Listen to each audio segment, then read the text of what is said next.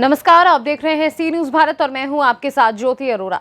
खबर है टीकमगढ़ जिले से, जहां एसडीएम पर मरीज को अस्पताल से भगाने के आरोप लगाए गए हैं। क्या है पूरा मामला, आइए जानते हैं इस खास रिपोर्ट में। मामला बीती रात्रि का है, जब एक मरीज शाहगढ़ से अपना इलाज कराने टीकमगढ़ जिला अस्पताल पहुंचा तो वहां उसे इलाज मुहैया नहीं कराया जा रहा था। जब इस बारे में मरीज के परिजन से बात की गई तो उनके द्वारा बताया गया कि जिला अस्पताल के डॉक्टर एवं टीकमगढ़ एसडीएम द्वारा उनसे कहा गया कि उनके पास मरीज के लिए कोई व्यवस्था नहीं है, मरीज के परिजन स्वयं व्यवस्था करें और वहां से चले जाएं। मरीज के परिजन काफी समय तक अस्पताल परिसर में रोते बिलखते रहे। इसकी जानकारी लगते ही पत्रकारों द्वारा मध्य प्रदेश शासन के खनिज मंत्री बृजेंद्र प्रताप सिंह से बात की गई, जिन्हें वर्तमान में कोरोना संबंधी जिम्मेदारी भी सौंपी गई है। मामले की जानकारी लेते ही मंत्री द्वारा टीकमगढ़ जिले के अधिकारियों से बात कर मरीज को अस्पताल में भर्ती करवाया गया। खनिज मंत्री द्वारा मरीज की परेशानी समझते हुए मरीज की मदद की गई, लेकिन जो डॉक्टर वहां पर पदस्थ थे उन्हें मरीज की परेशानी नजर नहीं आई। वहीं एसडीएम द्वारा भी उन्हें वहां से जाने के लिए कहा गया। हालांकि एसडीएम पहले भी सुर्खियों में रहे हैं। 2 दिन पूर्व उनके द्वारा टीकमगढ़ विधानसभा के पूर्व विधायक के श्रीवास्तव पर मामला दर्ज करवाया गया है। एसडीएम द्वारा बताया गया कि पूर्व विधायक द्वारा उनके घर पर उनसे अभद्रता की गई है, जिसको लेकर कोतवाली में मामला दर्ज किया गया है। जबकि इस विषय में पूर्व विधायक के श्रीवास्तव का कहना है कि उनके द्वारा एसडीएम को कई बार फोन लगाया गया, क्योंकि उनकी कुछ परिचित की हालत बहुत खराब थी, जिसके लिए अव्यवस्थाओं को लेकर वह उनसे बात करना चाहते थे। फोन न उठाने पर जब उनके घर पर पहुंचे और उनसे वार्तालाप हुई, जिसके बाद रात्रि में एसडीएम द्वारा उन पर मामला दर्ज कराया गया। पूर्व विधायक द्वारा उन पर लगाए गए आरोपों को निराधार बताया है। सर दिलीप सर, कहाँ से आप आए, क्या समस्या हो रही है? सर सागर से आए हम, और मम्मी के लिए थोड़ी सी सांस लेने में दिक्कत हो रही है और यहाँ दर्द है। सर कोरोना है नहीं, ऑक्सीजन भरने की जरूरत है सर। तो आपने यहाँ किस से बात की? सर डॉक्टर साहब से बात की, वो खुद बोल रहा है कि अपनी व्यवस्था खुद करें, और एसडीएम से भी बात की तो वो भी बोल रहा है कि अपनी व्यवस्था खुद करें। सर यही बैठे हैं, कोई उम्मीद नहीं है। एसडीएम साहब ने क्या कहा आपसे? कह रहा साहब आप अपनी व्यवस्था खुद ही देखें आप। तो इलाज कराने के लिए मना कर दिया क्या? जी सर ऐसे कह रहा था अपनी व्यवस्था खुद देखें। इतनी बात हुई सर, एसडीएम साहब चले गए यहाँ नहीं, अभी तो है सर, वो यहाँ से बात कर कितनी चले गए। और आरोप लगाए हैं कि घर पे आकर अभद्रता की है, गाली गलौज की है, क्या कहना चाहेंगे? अब मैं एक जनप्रतिनिधि हूँ, संक्रमण काल चल रहा है, स्वाभाविक रूप से कोरोना का संकट है। मरीजों को कहीं ऑक्सीजन की दिक्कत है, कहीं इंजेक्शन की कमी है, तो कहीं बेड की दिक्कत जा रही है, कहीं टेस्टिंग की कमी जा रही है। ये सारी प्रॉब्लम्स हैं। अब हम जनप्रतिनिधियों के पास स्वाभाविक रूप से लोगों के फोन आते हैं। जनता से जुड़े होने के कारण कल 2-3 विषयों में, एक रावेंद्र सिंह जो हॉस्पिटलाइज थे, जिनको ऑक्सीजन की जरूरत थी, वेंटिलेटर की जरूरत थी, उनके विषय में मुझे एसडीएम से बात करनी थी। दूसरे एक विवेक श्रीवास्तव हैं, जिनकी पत्नी का फोन आया कि उनके घर में कोई नहीं है, विवेक की तबीयत खराब है और कोई चेकअप कराए। अब हम लोग खुद कहीं जा नहीं सकते थे, क्या करते कैसे करते, तो हमने सोचा कि किसी को कहें। तो हमने एसडीएम, हमें ध्यान आया कि एसडीएम को हम ये बोले कि आप एम्बुलेंस फला जगह पर भेज दो और एम्बुलेंस से उनको मेडिकल चिकित्सा या टेस्टिंग जो भी करानी हो वो आप इनको उपलब्ध करा दें। तो एसडीएम को मैंने 5-7 बार फोन लगाया। दूसरा, रावेंद्र सिंह को ऑक्सीजन और वेंटिलेटर की जरूरत थी, इसलिए मैंने उनको फोन लगाया कि दोनों विषय में उनको बताऊं। मैं कम से कम 1.5 घंटा मैं उनको फोन करता रहा। 1.5 घंटे में उन्होंने एक भी बार मेरे फोन का जवाब नहीं दिया, उठाया ही नहीं। और उसके बाद 1-2 बार उनके फोन मुझे बिजी भी गए, तो दूसरों से बात कर रहे थे, लेकिन मुझसे बात नहीं करना, ये एक बड़ी मुझे लगी। फिर मैंने कहा चलो कोई दिक्कत नहीं, मैंने पता किया कि वहाँ के हॉस्पिटल में है, तो हमने कहा चलो कोई दिक्कत नहीं, हमें हॉस्पिटल का काम था, नहीं हुआ तो मैंने फिर कलेक्टर को बोला। कलेक्टर को मैंने फोन किया, एक बार उनका फोन उठा, दूसरी बार उनका फोन उठा, तो मैंने कहा कि मुझे आपको इसलिए फोन लगाना पड़ा कि एसडीएम को मैं 6-7 बार फोन लगा चुका हूँ, अभी तक उन्होंने मेरा फोन रिसीव नहीं किया।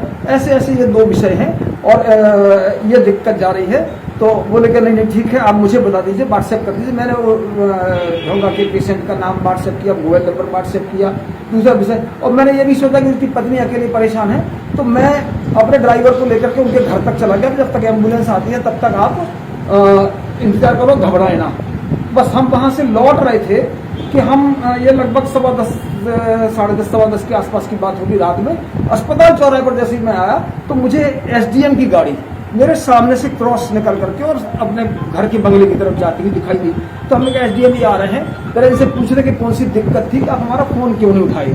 तो हम उनके बीच चले गए और उसी सिविल लाइन रोड में ही बस उतरे ही हैं। तो मैंने उनको टोका, हमने कहा फोन क्यों नहीं उठाया।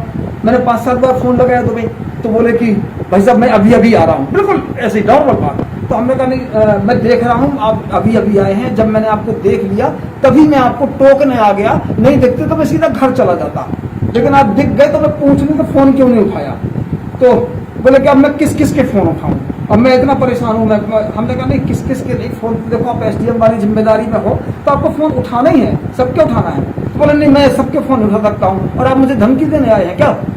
हमने कह दिया कैसी बात कर रहे, धमकी देने क्या, मैं तुम्हें टोकने आया हूँ कि तुमने फोन क्यों नहीं उठाया, मैं धमकी नहीं दे रहा हूँ। तो बोले नहीं आप, अब उन्होंने फिर अपना मोबाइल निकाला, अब मोबाइल निकाल के वो वीडियोग्राफी करने लगे कि माने मुझे उत्तेजित करते किसी मामले में और मैं कुछ ऐसा उल्टा सीधा बोलूं। तो उन्होंने कहा आप तो मेरा मर्डर करा दीजिए। अरे हमने कहा कैसी बातें कर रहे हैं आप, तुम मर्डर कराने की बात कैसी बातें कर रहे हो। तो बोले कि नहीं आप मुझे एसडीएम हटवा दीजिए, मैं तो वही काम करूंगा जो मुझे कलेक्टर सौंपेंगे, प्रशासन सौंपेगा। हमने कहा नहीं कलेक्टर सौंपेंगे, प्रशासन सौंपेंगे, वो तो मैं करना ही है, लेकिन हम जनप्रतिनिधि भी जनता से जुड़े हैं, कोरोना महामारी का संकट है, प्रशासनिक अधिकारी और जनप्रतिनिधियों का जब तक सामंजस्य नहीं होगा हम ठीक नहीं कर पाएंगे व्यवस्थाओं को। इसलिए हमने उनको यही कहा कि आपको फोन उठाना चाहिए और सबके फोन उठाइए। तो बोले आप तो मुझे हटवा दीजिए। तो हमने कहा नहीं अगर ठीक काम नहीं करोगे तो हट भी जाओगे, लेकिन जब तक एसडीएम हो तब तक फोन उठाओ, बस इतना कह के और मैं सीधा चला, कोई बात ही नहीं हुई इसके अलावा, एकदम एक रत्ती भर बात नहीं हुई। पता नहीं मुझे रात में 11:30-12 बजे पता लगा कि एसडीएम 11:30 बजे कोतवाली पहुंचे और फिर 2-4 गाड़ियां और पहुंची और फिर किस किस के फोन क्या हुआ मुझे नहीं पता। मुझे तो रात में फिर 2-2:30 बजे पता लगा कि 2-2:30 बजे जद्दोजहद के बाद 2:30 बजे 3 बजे के लगभग तक ये मामला किसके दबाव में कैसे और मेरे ऊपर 353 बने शासकीय कार्य में बाधा मैंने डाली, घर में घुस करके धमकी। अगर रोड में मुझे मैं टोकूं तुम्हारी इंसल्ट हो गई कि तुम अगर फोन नहीं उठाओगे जनप्रतिनिधियों के और तुम्हें टोक भी नहीं पाऊं, मैं जनता के कामों के लिए तुम्हें फोन लगाऊं, तुम फोन नहीं उठाओ, तुम मिल जाओ रास्ते में, सो मैं तुम्हें टोकूं, सो मैंने तुम्हारे साथ बदतमीजी कर दी, मैंने तुम्हारे साथ तुम्हारा अपमान कर दिया। मैंने ये जो मनमानी लापरवाही जो प्रशासनिक अधिकारियों की यहाँ टीकमगढ़ में चल रही है। टीकमगढ़ का विधायक राकेश गिरी खुद मैं फेसबुक पर मैं देख रहा हूँ कि वो कहते हैं प्रशासनिक लापरवाही बर्दाश्त नहीं करूंगा, सड़कों पर उतरना पड़ेगा। मैंने मेरे विधायक को ये कहना पड़ रहा है, मेरे सांसद की बात नहीं सुनी जा रही है। मैं विधायक मेरा वर्तमान में जो है वो भी फेसबुक पर लिख रहा हूँ कि मनमानी नहीं चल दूंगा, कालाबाजारी चल रही है, भ्रष्टाचार चल रहा है, अधिकारी ध्यान नहीं दे रहे हैं, ये मैं नहीं होने दूंगा। माना सिटिंग एमएलए कह रहा और भूतपूर्व एमएलए ने अगर टोका सो एफआईआर हो। ये हालत है टीकमगढ़ की। अब आप बोलिए तो मैंने कैसे काम कर पाएंगे हम लोग जनता के प्रतिनिधि होने के बाद, ये पूरी दिक्कत है। मतलब जैसे कि एफआईआर दर्ज हो गई, चूंकि प्रशासन को एक बार आपसे भी समन्वय स्थापित करना चाहिए, आपसे चर्चा करनी चाहिए, तो अब ये बात आप पार्टी फोरम में ऊपर रखेंगे? नहीं, निश्चित रूप से पार्टी फोरम में बात ऊपर जाएगी। हमने अपने माननीय जिलाध्यक्ष जी को अवगत करा दिया है, माननीय प्रदेश अध्यक्ष जी को मैंने अवगत करा दिया है, मुख्यमंत्री जी के पास भी संदेश देव सवेर हम बात करेंगे उनसे। और अभी मुझे एक और लगा कि माने मैं जनता के बीच में सत्य ना रख पाऊं, मैंने प्रेस कॉन्फ्रेंस बुलाने की बात की। प्रेस कॉन्फ्रेंस मैंने बुलाने की जब बात की तो मुझे फोन आया कि प्रेस कॉन्फ्रेंस करेंगे और कुछ लोग फेसबुक पर डाल रहे हैं कि कोरोना के अंतर्गत कार्रवाई हो जाएगी, ये हो जाएगा, वो हो जाएगा, सर्किट हाउस लॉक कर दिया गया, सर्किट हाउस में घुसने नहीं देंगे। एसडीएम ने माने हम इतनी लापरवाही, हम सर्किट हाउस में जाकर के प्रेस कॉन्फ्रेंस नहीं करें और अब वहां जाएंगे तो जो लोग जाएंगे उन सबको गिरफ्तार कर लिया जाएगा कि लॉकडाउन चल रहा है। आपको क्या लगता है मतलब कि जो एसडीएम है जो उनकी कार्यशैली जो है या अस्पताल प्रबंधन? नहीं, मुझे लगता है कि शायद आप लोग बताएं कि आप लोगों के कितने फोन सुनते हैं, आप लोग खुद इसके भुक्तभोगी होंगे ना। ये शिकायत जनरल है, फोन नहीं उठाना। अरे भैया तुम परेशान हो, तुम पहाड़ नहीं पूरा संभाले और केवल तुम ही नहीं सब कुछ संभाले हो कि तुम ही अकेले काम कर रहे हो, पूरे डॉक्टर्स की टीम काम कर रही है। तो कई बार हमें भी लगता है, मैं कई बार सिविल सर्जन को अमित चौधरी को फोन करता हूँ, अजीत जैन को फोन करता हूँ, मैं सिद्धार्थ रावत को फोन करता हूँ, दूसरे डॉक्टर्स को फोन करता हूँ, तो 1-2 घंटे बाद उनका भी फोन नहीं उठता, लेकिन लौट करके फोन आ जाता है तो तसल्ली हो जाती है। वो कहते भाई साहब मैं फला मैं बिजी था, तो मैं पागल थोड़ी हूँ। अगर तुम मुझे आधा घंटे बाद 1 घंटे बाद लौट करके मुझे रिप्लाई कर दो तो मैं कम से कम सामने वाले को समझा पाऊँ कि थोड़ी देर में ये बात हो जाएगी, लेकिन तुम मैंने लिफ्ट ही नहीं मारो। दमोह चुनाव में था, वहां से मैंने बात किया, तब भी मैंने ये पूरा विषय मैं समझता हूँ कि ये ठीक नहीं है कुल मिलाकर के। टीकमगढ़ से सी न्यूज़ संवाददाता गिरीश कुमार खरे की रिपोर्ट। इस खास खबर में फिलहाल के लिए इतना ही। देश दुनिया की तमाम बड़ी खबरों के लिए आप देखते रहिए सी न्यूज़ भारत।